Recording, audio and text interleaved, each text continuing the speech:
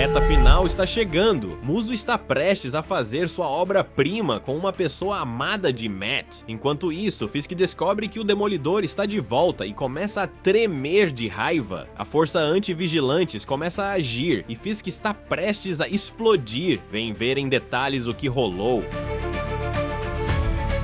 A trama começa a tomar novos rumos. Se até aqui estávamos acompanhando o Demolidor lidando com seus dilemas internos e tentando se encaixar no sistema, nesse episódio as coisas mudam completamente. Numa conversa com Heather, Matt diz que sente algo ruim, que tudo o que está vivendo parece diferente, falso, e dá pra entender, ele passou a vida toda em Hell's Kitchen, ao lado de Fogg e Karen. Agora tudo está diferente e ele não se sente mais em casa. Apesar de ter voltado como Demolidor, algo estava o incomodando.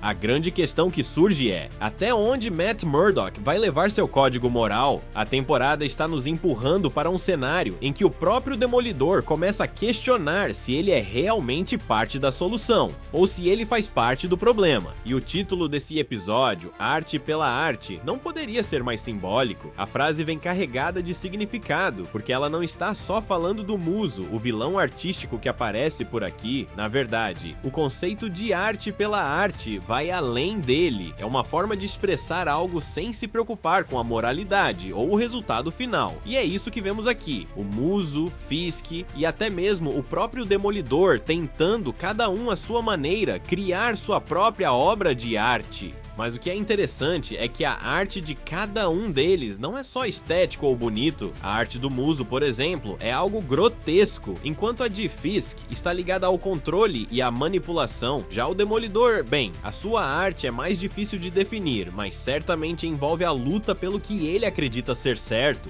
Angela está no hospital, se recuperando após ter grande parte do seu sangue drenado pelo Muso. Ela se sente aliviada ao dizer que o Demolidor a salvou. Podemos ver que ela se afeiçoa muito com os vigilantes, ainda marcada pela imagem do tio como tigre branco. A série ainda não confirmou, mas pode ser que ela assuma o manto do tio, assim como nos quadrinhos. Ao mesmo tempo que ela crê no Demolidor, ela desacredita na polícia, pois sabe que eles podem não fazer o necessário para deter Muse, mas Matt garante, se não fizerem, alguém vai fazer. Ao saber que o Demolidor voltou, começamos a ver um outro lado de Wilson Fisk. Até agora, ele vinha se contendo um pouco com aquele esforço para ser o prefeito da cidade e manter uma imagem pública, digamos, mais polida. Mas com o retorno do diabo de Hell's Kitchen, parece que Fisk sente um alívio. Isso serve como uma espécie de desculpa para Fisk voltar a agir com a brutalidade e a violência que caracterizam o seu império criminoso. Ele já estava se sentindo pressionado, tentando controlar as ruas de Nova York e ao mesmo tempo manter uma fachada política. Logo no início, quando Fisk olha pela janela e dá aquele suspiro de satisfação, fica claro, o retorno de Murdock não é só um problema para ele, é quase como uma libertação. A relação entre Fisk e Vanessa é complexa, como um jogo de xadrez, onde ambos estão sempre tentando se manipular, mas ao mesmo tempo há uma espécie de parceria que, apesar de tudo, funciona. A Vanessa, mesmo quando parece distante de Fisk ou até com os seus próprios interesses, acaba sendo parte do grande esquema dele. Eles têm uma dinâmica de poder bem interessante. Ela não é uma personagem fraca, muito pelo contrário, ela tem suas próprias ambições e em muitos momentos chega até a desafiar Fisk.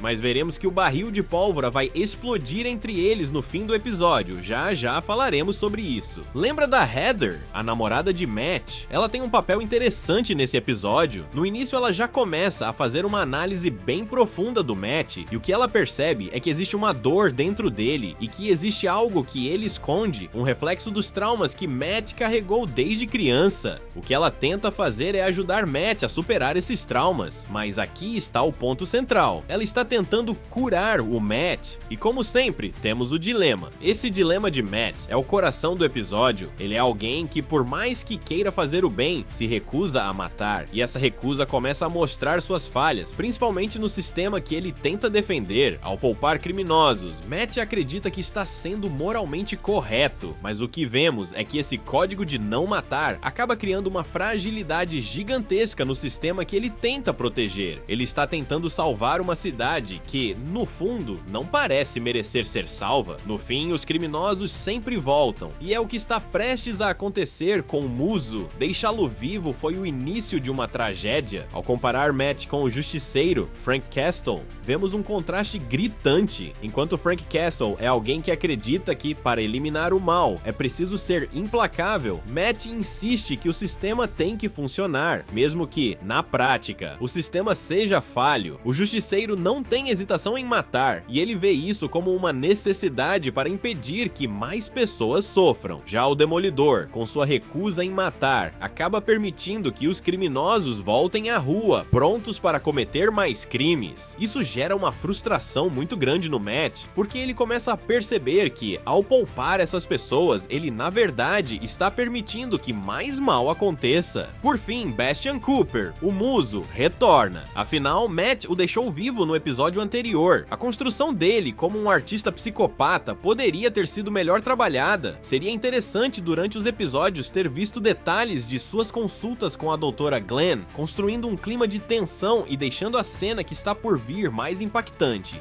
Após sua luta com o Demolidor, o Muso está decidido a agir antes que seu tempo se esgote. Pela primeira vez, o vemos em sua consulta com a namorada de Matt, coisa que já havia sido plantada lá nos primeiros episódios. Ao conversar com ele, Heather começa a perceber que algo está errado, que alguma coisa ruim vai acontecer. Aos poucos, ela entende que ele é o serial killer procurado conhecido como Muse, e entende que será sua próxima vítima. Enquanto isso, Matt está no covil de Muse e descobre em seus esboços um rosto familiar. Ao sentir os relevos da tinta no papel, ele percebe que o desenho em questão é sua própria namorada, Heather Glenn. Agora é necessário correr. Ele parte imediatamente desesperado à sua busca. Ao mesmo tempo, a polícia descobre a identidade do assassino e revela a Fisk, que imediatamente mobiliza sua força anti-vigilantes para resolver o caso de uma vez por todas. Após analisar as provas, eles partem imediatamente ao consultório da doutora. Enquanto isso, Muso já começou a trabalhar em sua arte. A doutora Glenn está amarrada e tendo seu sangue drenado. O assassino estende sua tela em branco para começar a pintar, e quando ele vai finalizar Heather, a salvação chega. O Demolidor a encontra primeiro e tem uma batalha insana contra o serial killer. Novamente, estamos correndo contra o tempo. Matt precisa impedir Muse, sem deixar sua namorada morrer por perder sangue, e antes da equipe anti-vigilantes de Fisk invadir o prédio. A luta tem ótimas coreografias e passa a intensidade do momento. O desespero, o ápice chega quando Muse consegue derrubar Matt e parte para concluir seu trabalho, mas o Demolidor tá poucas ideias e simplesmente lança seu arpão a ponto de atravessar o corpo de Muse. Quando o puxa de volta, a verdadeira obra de arte começa a ser pintada na tela em branco, e o improvável acontece. Com suas últimas forças, Heather mata o assassino pegando sua arma e dando 4 tiros em seu peito. A obra final estava pronta, o artista se tornou sua arte, e esse foi o final do serial killer Muse. A grande questão agora é: